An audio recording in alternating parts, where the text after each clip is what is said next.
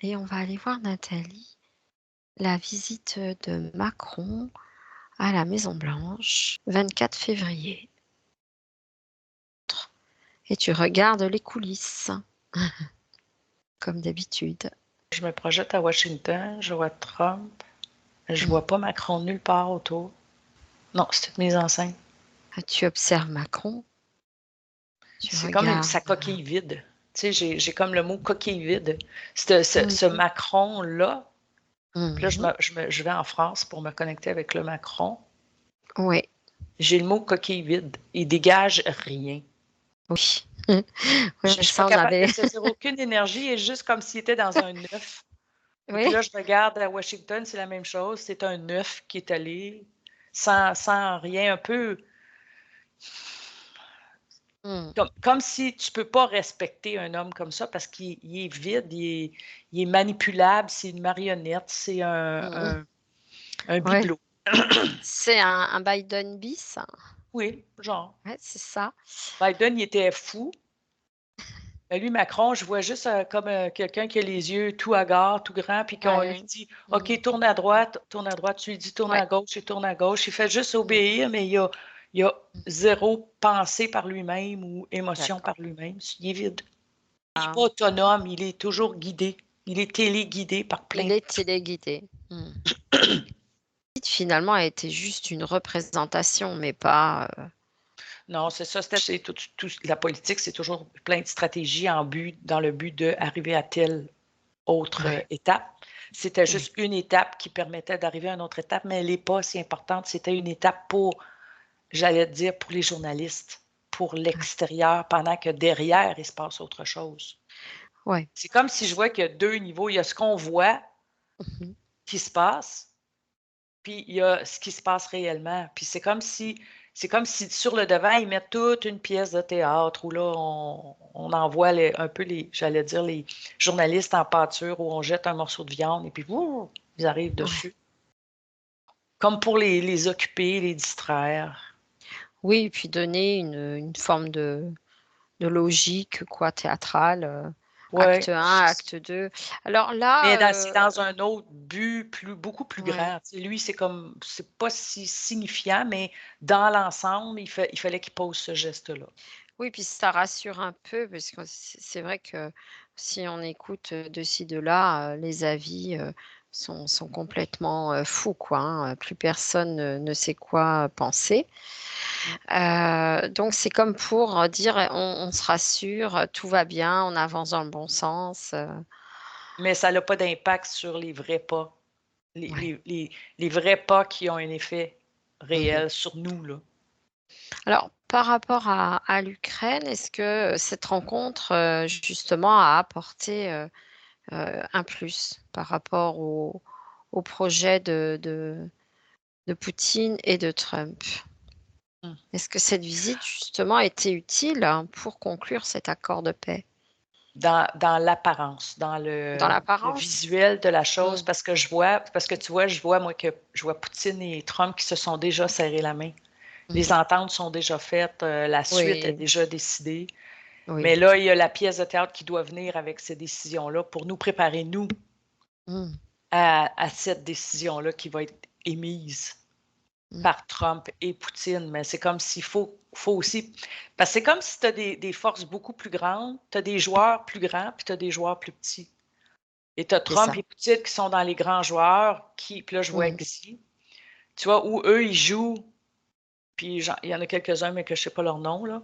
Mais il y en a quelques-uns qui vraiment, ils ont vraiment un impact derrière les coulisses, qui décident des grands mouvements de la Terre. Mais après ça, tu as des joueurs beaucoup plus petits, où il y a Trudeau, il y a Macron, il y a Leyen en Europe, tu sais, tous les autres plus petits qui font leur petite pièce de théâtre par rapport à ça, mais ça ne change rien parce que les décisions sont prises à ce niveau-là. Est-ce que finalement, tu vois que l'OTAN pourrait profiter de cette situation pour comme empêcher ce consensus de paix? Oui. Je vois qu'ils vont vraiment tout. En fait, ce qui me vient, c'est que l'OTAN est en train de se démanteler déjà. Oui. Et là, ils vont tout tenter pour pas qu'ils se démantèlent. Parce que si l'OTAN est démantelé, j'entends c'est le début de la fin. Je suis plus ou moins au courant de la politique, mais je vois que l'OTAN tenait beaucoup de force comme de l'ancien système. Oui. C'est comme si c'était un peu le nerf de la guerre de l'ancien système. Et là, il commence à avoir, je vois que ça tiraille à droite, à gauche, et tu commences à voir, j'ai le jeu, tu sais, quand tu as des blocs, et puis il faut que tu en retires un sans que le tout s'effondre. Là, c'est comme si il y en a qui commencent à enlever leur épingle du jeu. Et là, je vois que l'OTAN commence à être vraiment chambranlante. Alors là, il y a des gestes comme un peu pour récupérer, à essayer de stabiliser la tour qui branle, là. Donc en fait, c'est un peu cet objectif-là, celui de cette visite de Macron, c'est comme stabiliser l'OTAN dans ce processus, comme nous on est présent, Ouais. on joue notre rôle, mais en fait c'est factice. C'est factice parce qu'ils sont les petits joueurs. C'est ça. Si les gros joueurs se retirent de l'OTAN, les petits joueurs n'ont plus aucun pouvoir, l'OTAN se désintègre. C'est pas eux Voilà. qui tiennent qui tiennent l'édifice en place, là. Alors, dans les mois à venir, tu vois que l'OTAN va se désintégrer. Ouais. Ouais, je vois toujours la tour, puis mais tu as les petits en bas qui tiennent la tour comme s'ils étaient en bas, puis qui essayaient de C'est retenir ça. la structure, puis qui la voient branler comme ça, mais ils essaient de la. Puis là, je vois tous les petits joueurs qui sont en bas pour essayer, mais ça ne change rien parce que à partir du haut, c'est comme ça. Ces grandes organisations comme l'USAID, en arrière-plan, étaient manipulées par ces forces. Oui, oui. C'est vraiment tout ça, ça représente l'ancien système. Puis c'est ça qui est en train d'être cassé présentement, devant, pas tant devant nous parce qu'on ne voit pas ce qui se passe vraiment, mais derrière, présentement, il y a des gros pans du système qui sont en train de tomber. Mais nous, il faut qu'ils nous l'amènent à petite bouchée. En douceur. En douceur. Mais en arrière, ils ne sont pas si gênés. Là, les systèmes tombent carrément. Là. Et ce consensus va fonctionner. Ouais. La paix va se rétablir. Un peu par la force. Ben, dans le sens que les gros joueurs vont mettre leurs pieds dans la porte, c'est l'image que j'ai, et ils vont dire non, moi, je ne joue plus. Ils s'enlèvent, puis quand les grands joueurs s'enlèvent, je vois la porte, pouf, elle se referme automatiquement. Donc, l'OTAN, l'ONU, comme les grandes organisations comme ça, que là, ça commence à sortir, qui sont corrompus. C'est à force que les grands joueurs se retirent, ça tombe automatiquement. Et donc, par rapport à toutes ces pièces de théâtre, comment tu vois que ça se passe pour Gaza avec Trump? Si tu prends, par exemple, la ligne de temps quantique, que tu explores dans l'avenir. OK. Je ne sais pas du tout ce qui se passe là-bas, mais je vois un peu Trump, ses alliés, et tout ça, c'est juste pour cacher.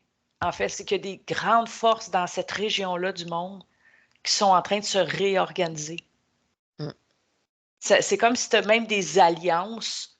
Je vois Trump avec son théâtre qui est comme ici, et en dessous, je vois des grands mouvements entre les pays qui se replacent, des nouvelles alliances, des nouvelles ententes qui sont en train de se faire. Et puis là, c'est un peu pour cacher ce qui se passe là. Et puis quand ça va être terminé, Trump va juste se retirer. Puis on va voir qu'est-ce qui a été fait comme gros mouvement. En fait, c'est comme si ce qui me vient, c'est qu'ils doivent toujours cacher le mouvement qu'ils font, justement parce que c'est comme un genre de guerre, si tu veux, entre l'ancien et le nouveau monde, les anciennes forces et les nouvelles forces, ceux qui voulaient, bon, tout ça. C'est comme si, fait que la pièce de théâtre, elle sert quelquefois carrément à cacher les mouvements pour pas qu'ils ne soient stoppés. Ça, c'est un vaste programme. Cette paix dans le Moyen-Orient. Comme je te dis, c'est des affaires d'alliance. D'alliance. C'est qu'on va voir que ça va bouger beaucoup à droite, à gauche, mais éventuellement, petit à petit, ça va se stabiliser. Mais c'est pas ce qui me vient, c'est que c'est pas ce qu'on croit maintenant. C'est parce que les jeux qui se jouent, nous, on n'est pas au courant du tout, là, de ce qui se passe en dessous. Puis on ne l'a jamais su non plus parce que ça a toujours été le jeu des grands, si tu veux. On n'a jamais été mis au courant. C'est une façon pour l'Alliance, finalement, de protéger, la bonne, mise en place, Ouais, des plans, définitifs, pour le on va dire, futur, oui. pour le futur. Oui, puis que quand on va savoir ce qui s'est passé, ça va être ce que je vois, c'est que ça peut vraiment sembler irréaliste ou c'est comme: «Waouh, c'est pas du tout ce qu'on pensait qui se passait là-bas, là». Ouais. Dans les forces souterraines qui faisaient que c'était la guerre et tout, on va se rendre compte qu'il y avait beaucoup de joueurs dans cette Mmh. guerre-là, puis qu'il y avait beaucoup de ça tiraillait dans beaucoup de sens, puis peut-être pas pour les raisons qu'on croit, là, qu'on nous fait croire. Dans cette, partie du monde, le Moyen-Orient, ces forces, étaient quand même, très négatives, très Ouais, involutives. ouais. Est-ce que tu vois qu'il y a, une relation finalement avec, l'histoire, de notre terre? Parce que c'est quand même très localisé, hein. Oui, Mmh. oui, oui. Mmh. Oui, il y a vraiment parce que toi, là, je vois plein de portails. Oui. C'est comme si c'était un endroit où il y avait beaucoup de portails, où il y avait beaucoup d'involutifs qui passaient par ces portails-là, à cet C endroit-là. Donc, ils défendaient bec et ongles cette région-là pour eux. Alors ces fameux portails, est-ce qu'ils vont comme enfin, est-ce qu'on va réussir à les fermer? Est-ce que tu vois une intervention, une action, une technologie qui permettrait, à, la planète d'être complètement protégée de cette invasion? Je vois que pour l'instant, c'est déjà en place. Mmh. Il y a déjà parce que je vois des vaisseaux, il y a beaucoup, beaucoup de vaisseaux qui sont au-dessus de ces portails-là pour s'assurer que rien ne quitte ou ne vienne sans qu'ils soient, au courant et contrôlés. Ouais, pour l'instant, je vois que c'est très, très contrôlé. C'est comme s'il y a eu, j'ai le mot moratoire, comme s'il y a eu un moratoire par rapport à eux où ils peuvent plus juste entrer et sortir comme ça. Puis je vois Ouais. même qu'il y en a qui sont comme un peu euh, prisonniers de la Terre, qui voudraient bien partir, mais c'est comme non, ils ont tout bouché. Bon, très bien, ça c'est une bonne Il faut qu'ils nouvelle. vivent avec la conséquence qui ont été pris ici. Ah, Puis, tu vois, ce qui me vient, c'est qu'ils ont été avertis qu'il fallait partir. ah Parce que toute la conscience de la Terre est en train, ils l'ont senti de toute façon aussi, mais ils ont été avertis très clairement par l'Alliance X terrestre ou galactique ou quoi que ce soit, ou tout ça. Ils ont été avertis qu'il y avait jusqu'à tel moment pour quitter la Terre, pour respecter ça, mais maintenant, c'est comme, ben, tu vas c'est vivre trop avec les tard. conséquences, c'est ça. Tu peux plus D'accord. repartir. Là, ouais. Voilà, donc si tu prends de la hauteur et que tu regardes, dans quelques années pour Gaza, tu vois que les choses vont, renaître, hein. Je vois que c'est comme si toutes les frontières allaient être redéfinies. Mmh.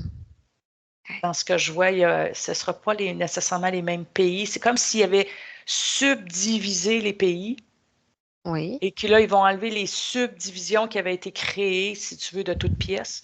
Ils vont enlever ces subdivisions-là, ils vont redonner cette partie-là à tel pays, cette partie-là à tel autre pays, comme plus revenir à ce que c'était plus à l'origine, d'un point de vue culturel.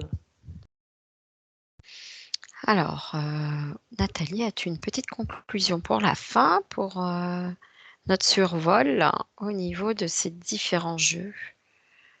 Je dirais que c'est comme si ça, c'était la carte la plus difficile à jouer dans tout le Mmh, plan de libération.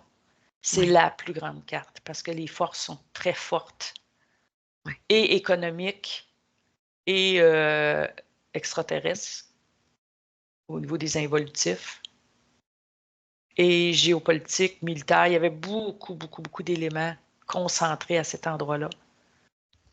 C'est comme si c'était la plus grosse bataille. Je te dirais, après ça, je vois qu'il y a d'autres choses il y a d'autres endroits dans le monde où il va y avoir des stratégies pour libérer des choses, mais ça, c'est vraiment la plus grosse. Celle tu veux dire celle du Moyen-Orient? Moyen-Orient, oui. Ah oui, Les d'accord. autres, c'est comme tout le reste a l'air quasiment enfantin et simple à Mmh. régler comparé à la complexité de ce qui se passait là. Oui.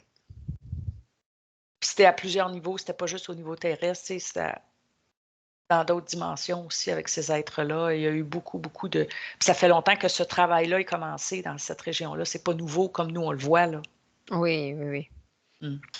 Mm. Donc par rapport à, à l'entente de l'Europe par rapport à Trump et à Poutine, les choses vont évoluer, vont bien se passer. Tu vois que tous ces consensus vont se Je vois, dérouler normalement.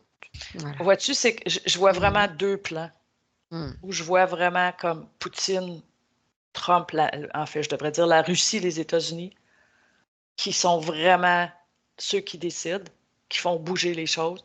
Puis je vois en bas tous les autres pays qui essaient de tirer, d'essayer d'influencer un peu, mais ça, je vois que ça l'a. Même l'Europe, on dirait qu'il est tellement miniature avec ce qui se joue là. Comme même l'Europe ou le Canada ou même des grands pays n'ont pas tant d'influence sur cette étape-là qui se vit présentement. Elle est due Ouais, pour être faite et elle est faite ouais, par vraiment plus grand. Donc, ouais. ça fait partie de la pièce de théâtre et aussi des essais de dernière chance pour sauver les vieilles structures, en fait. Est-ce que tu vois que le Canada va évoluer aussi dans l'ensemble de ces nouvelles règles, nouvelles cartes qui ont été distribuées? Oui, mais Mm. tranquillement, puis un peu malgré lui. Parce que je Ah, vois que c'est comme un petit bateau sur l'eau. Je voyais un petit bateau de papier sur l'eau, puis il fallait le mm. pousser par en arrière pour l'obliger à avancer. Je vois pas C'est que c'est parfait. c'est pas comme un réveil où on dit OK, on avance. Chou! Non, c'est comme Oui, on est oui, encore un petit peu engourdi et puis on se fait pousser en arrière pour avancer, avancer, avancer. Je vois que économiquement, oui. je vois que de toute façon, c'était déjà tellement relié les États-Unis et le Canada en termes d'économie, mais je vois que là, ça devient plus de frontières Mm. entre les deux pays. C'est comme si, c'est drôle ce que je veux dire, puis là, je suis très canadienne quand je dis ça, dans le sens que on appelle l'Amérique les États-Unis, mais c'est pas vrai. Ils sont Eh oui, les États-Unis. L'Amérique, c'est le Canada, les États-Unis et le Mexique. C'est comme si, puis nous ici, on entend la nuance. Mais oui. ce que je vois, c'est que là, justement, cette nuance-là va revenir où elle devrait être, où ça Non, suppose une certaine hégémonie où ils sont au-dessus des bien autres. sûr. Ça, c'est Donc, comme ça disparaît. pour conclure, le Canada ne va pas être intégré dans les États-Unis, mais Non. restera indépendant. Une C'était, entité, oui, mais au point de vue économique, je vois que les frontières sont enlevées. eh bien, c'est parfait. Merci beaucoup à toi, Nathalie.